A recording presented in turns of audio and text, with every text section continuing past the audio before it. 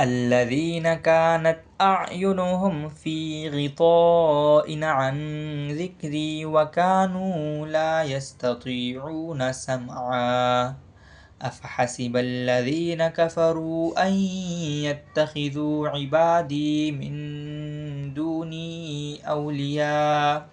إنا أعتدنا جهنم للكافرين نزلا قل هل ننبئكم بالأخسرين أعمالا الذين ضل سعيهم في الحياة الدنيا وهم يحسبون أنهم يحسنون صنعا أولئك الذين كفروا بآيات ربهم ولقائه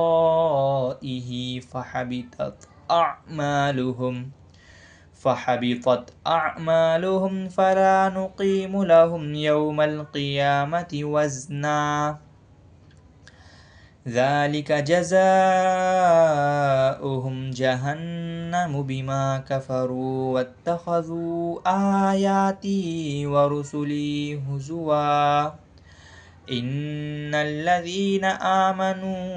وعملوا الصالحات كانت لهم جنات الفردوس نزلا خالدين فيها لا يبغون عنها حولا قل لو كان البحر مدادا لكلمات ربي لنفد البحر قبل أن تنفد كلمات ربي ولو جئنا بمثله مددا قل إنما أنا بشر مثلكم يوحى إلي أنما إلهكم إله واحد فمن كان يرجو لقاء ربه فليعمل عملا صالحا ولا يشرك بعبادة ربه أحدا